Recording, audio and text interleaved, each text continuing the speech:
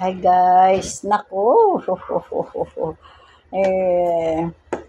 hahabol lang ako ha. Nung June 5 birthday ko, may naghabol sa akin ng regalo.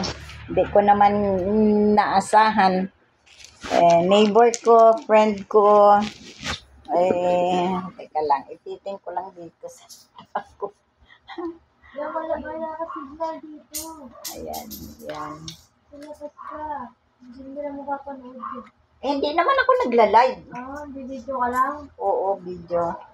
Tingnan niyo po, tuwang-tuwa ako kasi hindi na po talaga ako makabili ng lipstick.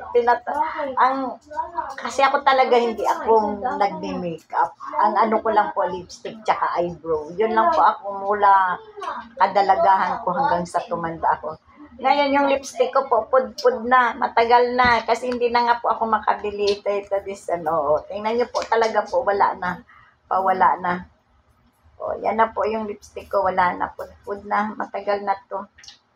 Binili ko lang to sa, saan ko ba to binili to? Hindi ko alam po ano tong patak nito. Basta sa 7-Eleven ko to binili dati.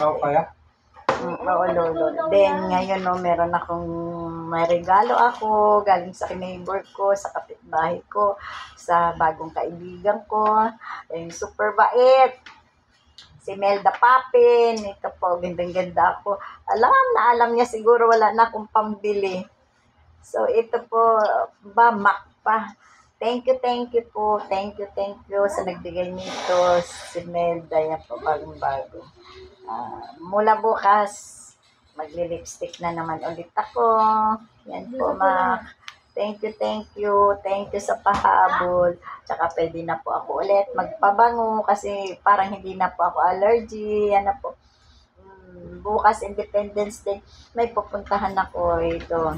Makakagamit na ako ngayon ng pabango. Kaya, thank you po.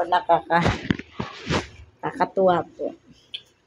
Thank you. Tsaka na lang tayo mag-live.